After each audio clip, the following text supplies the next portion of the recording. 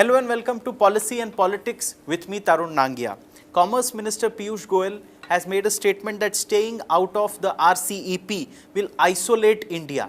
Now, RCEP is a Regional Comprehensive Economic Partnership, which is a free trade agreement of roughly around 15 nations, which includes China, South Korea, Japan, Australia. In effect, what it means is when India exports any goods to this country or imports any goods from this country, it will be zero duty. The fear expressed by some bodies like the Swadeshi Jagaran Manch is that it might affect India in the agriculture, primarily the dairy sector, and that is why the Swadeshi Jagaran Manch is protesting. But nevertheless, Commerce Minister Piyush Goyal has said ahead of the final ministerial which he attended in Bangkok on October 10th and 11th, he said that he wouldn't allow Chinese goods to flood into the Indian market. So India should be a member of the RCEP, but adequate safeguards need to be put so that India's interests are protected. And this is what he presented at the final ministerial. He presented India's side as how India can be part of RCEP yet protect its own interests. Now, to know more about this issue, I have with me Ambassador Jayant Dasgupta. He is India's former ambassador to the World Trade Organization. Also, I have with me Gopal Krishna Agarwal. He is Chief Spokesperson Economic Affairs of the Bharatiya Janata Party. I would like to welcome both of them for sparing their time for today's episode. I will start with Shri Gopal Agarwal. Mr. Agarwal, your opening comment on this important issue. Actually, if we are discussing RCEP, there has been a lot of debate in the public domain. There are opposition. Many of the domestic industries and segment sectoral have very strong view on our joining RCEP, this whole trade bloc, because they cite that FTA has not been a good experience. We have increased our deficit with the ASEAN countries over the period. So their concerns are definitely very strong issues that we have to consider.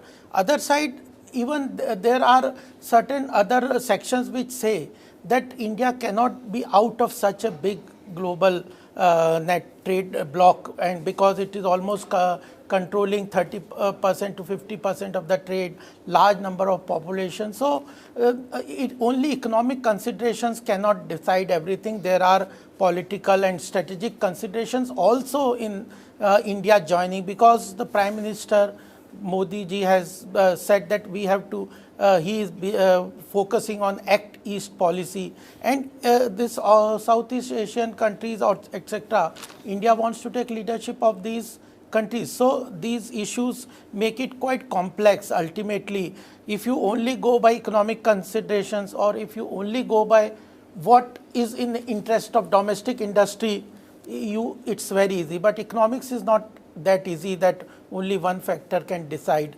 So there, even in domestic industry, I have met so many export oriented units that they say ki, if you do not allow rationalization of import duty, we just get thrown out of the whole global supply chain. Okay. So regional supply chain is an issue, global supply chain is an issue, strategic interest is an issue, political issue considerations are there, and then we have to protect. Definitely, I do agree.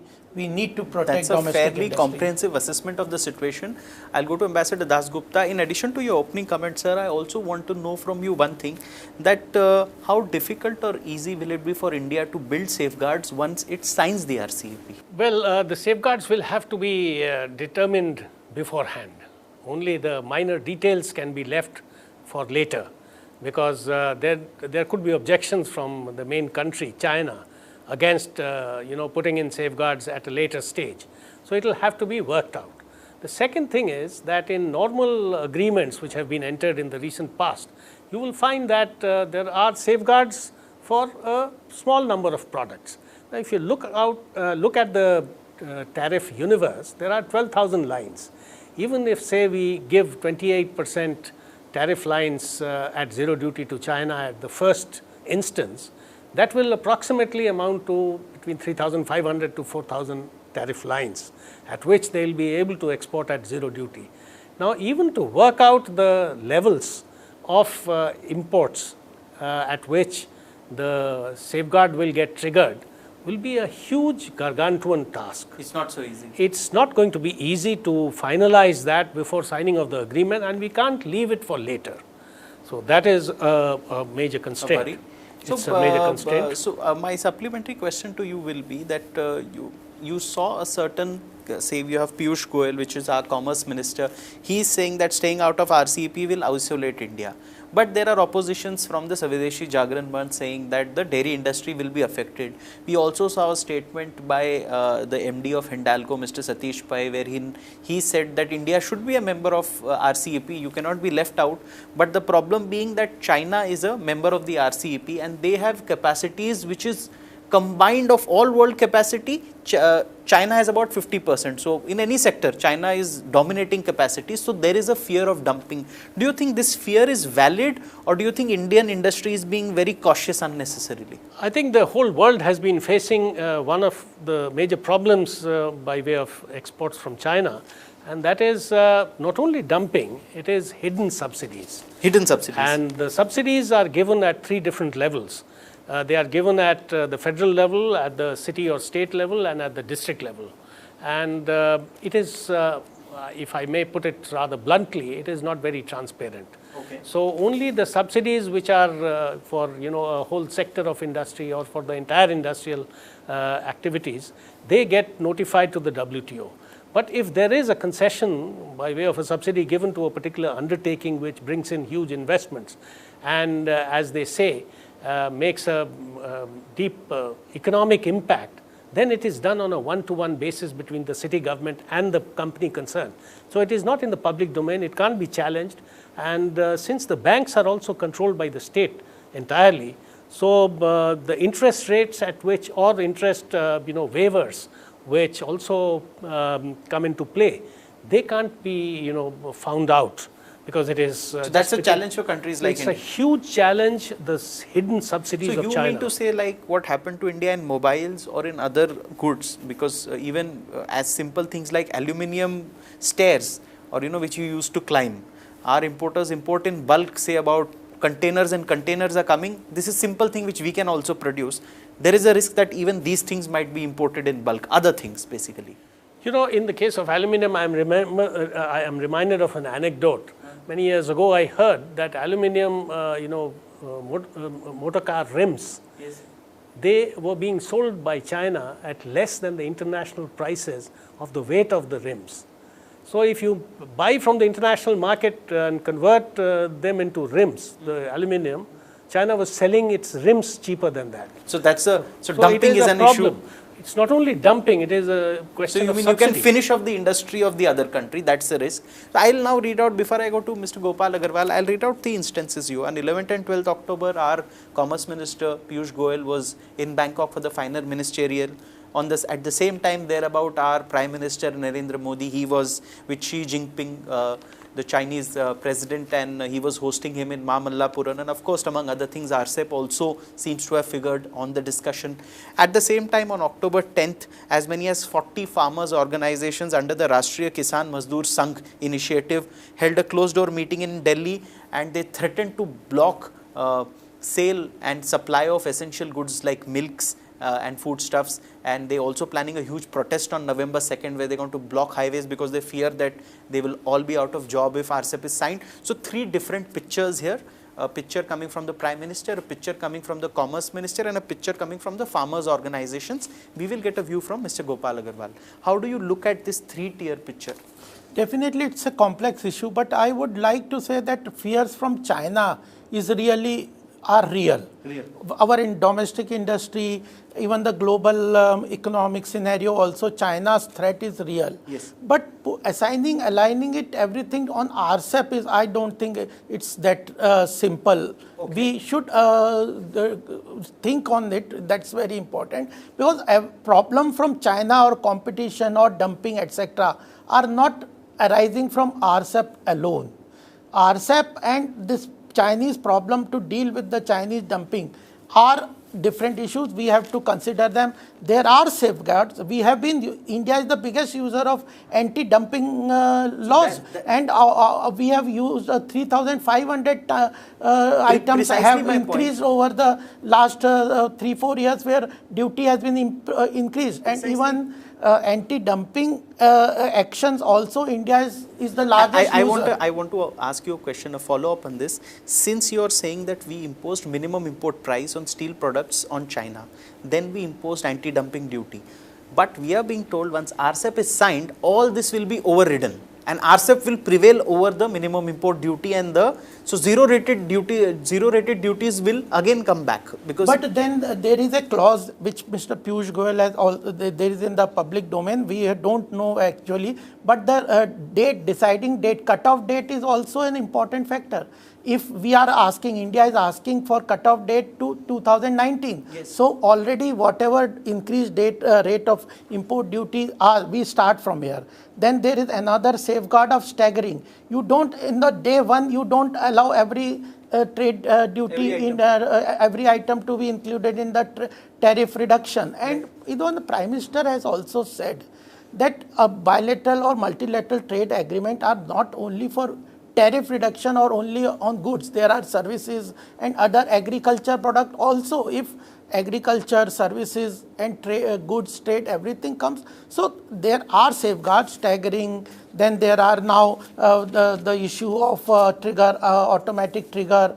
If this safeguard, and then cutoff date, and even some of the sectors can be kept out of the domain of the RCEP, because really this dairy and food products are facing problems, and they are really a backbone of our farm sector. So agriculture items can be kept out. There are issues which can be taken. Okay, it's a very fair point made by Mr. Agarwal. He is saying that dairy items can be kept out because, sir, if I am not wrong, that we are being told that the cost at which we produce milk powder,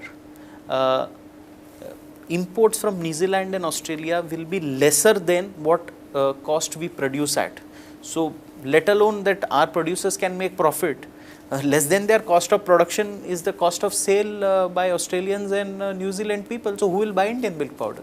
There are two issues attached to this dairy products debate. Yes. One is that New Zealand and Australia will have a limited amount of output. Yes. And India will continue to have its output. Okay. But of course, if there is substantial import from New Zealand and Australia, the prices here will get depressed.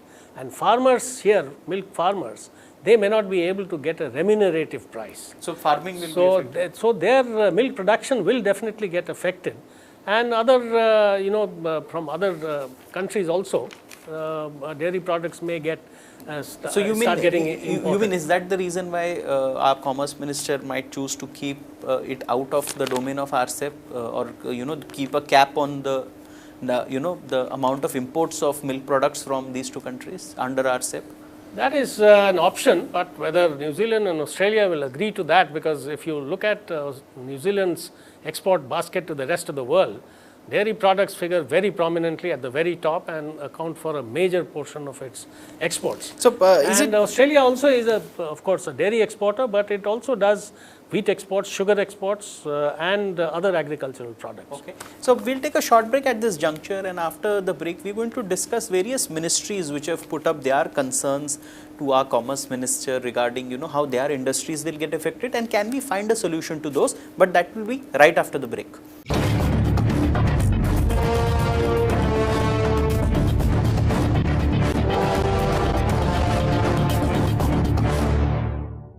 Welcome back. Just before the break, we had Ambassador Jayant Dasgupta explaining to us how Australia as well as New Zealand might insist that they should get to export dairy to India, because unlike other countries, that is their principal export to the world. So if we deny them that, then they are going to protest. But moving ahead, I'll go to Mr. Gopal Agarwal. Mr. Agarwal, I want to know from you. We got to know that secretaries and of the ministries of steel, agriculture, chemicals, industries such as dairy, copper, textiles, aluminium, industry representatives of these industries, engineering, pharmaceuticals, leather, food. They all have expressed their reservations that they fear that, these small companies, 200, 150 crore turnover, who are into these manufacturing, and India, because of the peculiar problems, your cost of your loans is high, you're taking your loans at about 10-11%, your cost of logistics is also high, as also electricity is not reliable in all the states. That is why the cost for our producer is always high, and he will not be able to compete against the imports which are coming. Do you think that this is a worry that our industry has? For example, I'll give you a small example. I was reading my Twitter, and one gentleman tweeted, the court had ordered that genset should be off. Nobody should be allowed to use generator in NCR. He tweeted, sir, 6 घंटे बिजली नहीं है दिन में, तो हम क्या factory बंद कर दें? Which means even in Faridabad, the power cut every day is 6 hours. So they operate gensets which cost them about 15 rupees a unit for electricity. Now, how can they be competitive when they are getting electricity at 15? So, keeping all this in mind, do you think that we have a tough challenge ahead of us? Definitely, it's a tough challenge, but I would like to mention here, it's a very important point that you have brought out, and every time our domestic industry, particularly small and other, even large also, Amul, etc., are also asking for a protective environment. They are asking for a protective environment because they say that we do not have a level playing field. Yes. What stops them to ask for a level playing field?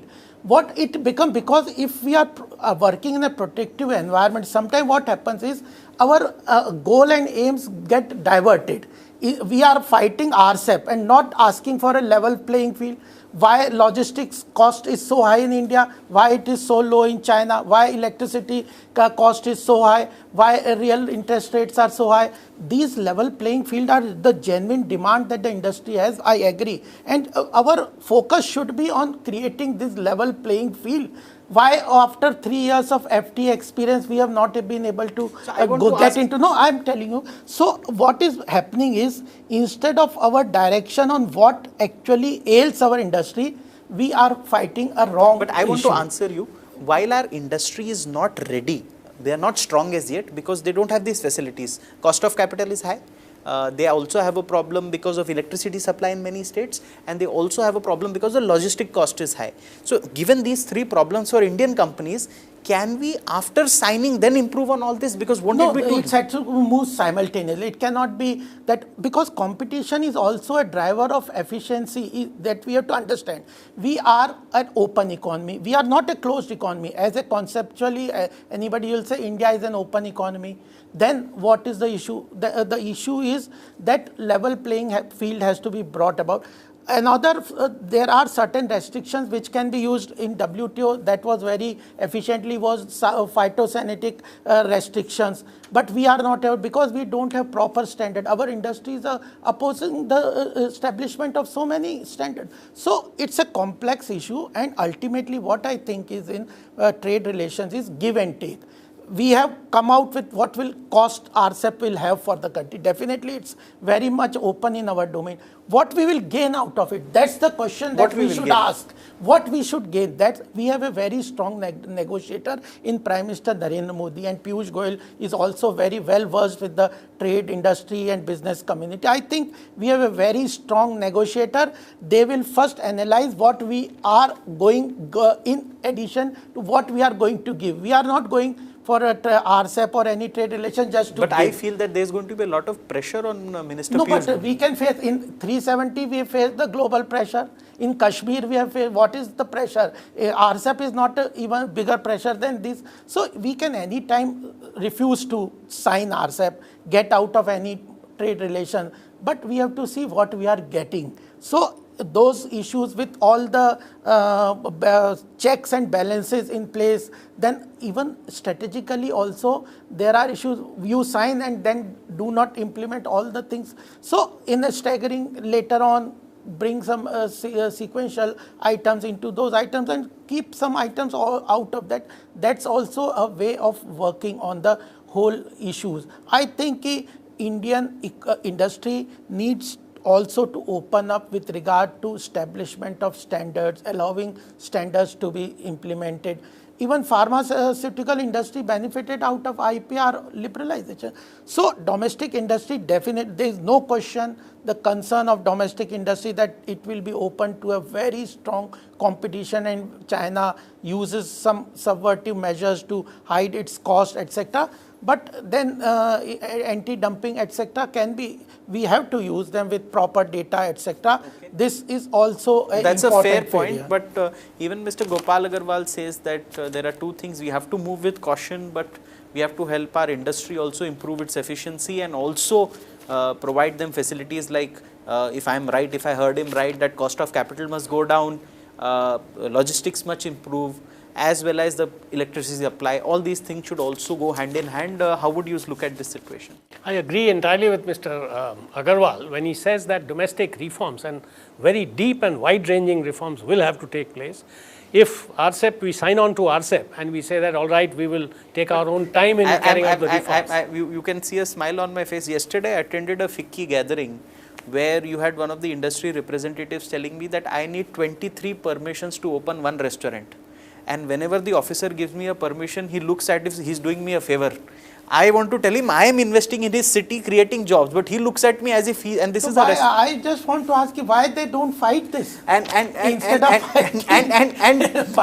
then he says, because this was from a global Indian brand, which is a very big Indian company, and he says that if I open, because it's a franchise model, so he says I open similar restaurants all over the city, and for every restaurant I take 6 months for a permission. He knows what my standards are, he knows what equipments I use, he knows everything is standard, because in fast food chains everything is standard. But even then he says that for every item I have to put 6 months. In such a country, do you think it's easier said than done? Because this the PMO cannot handle, because this all happens at the municipality level.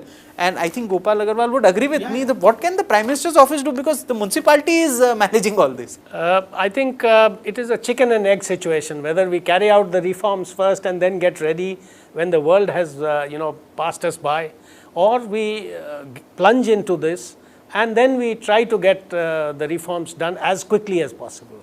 Now, that is a million-dollar question, and I think the Prime Minister will have to take both these things into account before taking a final view on whether to join the RCEP or not. The other point which I wanted to raise, and this is significant, there are 5 issues which have been, according to the news that has been filtering out, there are 14 items which still remain unresolved, and including I think the trade problems between Japan and Korea. But out of the 14 items, 5 have been laid at the doors of India.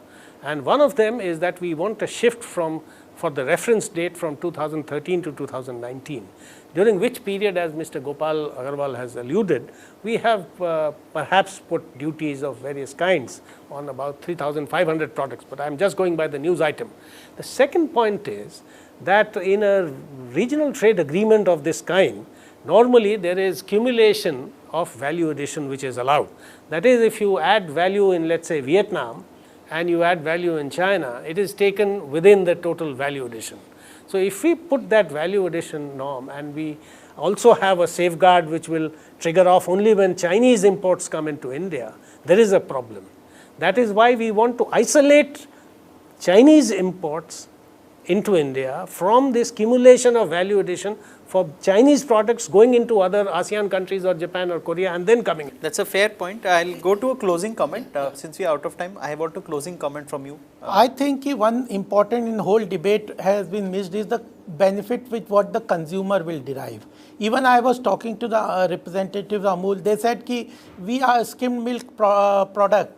They are selling at 280 and globally per kg, and globally it is available at 150. Yes. What is why the consumer has to lose on this? This is one issue, and the issue of competitiveness of the Indian industry has to be looked into. Their concerns, I think, are well founded, but government has to look at the both end. But ultimately, economic, political, and strategic considerations only will decide what step the government takes in the this regional comprehensive economic. It's a fair point by Mr. Gopal Agarwal. Partnership. Economic, political and social considerations will decide what direction RCEP and India stance to it takes.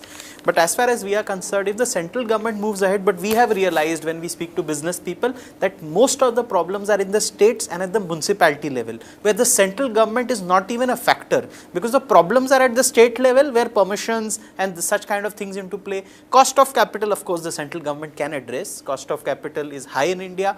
Electricity again is the state level problem. Central government can't do anything. They brought in a very good Ujjwal Discom Assurance Yojana and some other schemes so that there could be supply in the states. But the state electricity problem, except for Gujarat. Gujarat is a good example, but other states like even Haryana has to catch up. So, and logistics. Logistics is also a pan-India problem. The cost cannot be brought down overnight. Huge investments are going on in roads, but the results will take time. So, all of this has also been taken into consideration, but all said and done, I must also again read out to you Commerce Minister Piyush Goyal's statement, staying out of the RCEP will isolate India. Even that has to be taken into consideration. India cannot be isolated. Thank you so much, viewers, for joining us for today's episode of Policy and Politics. Thank you.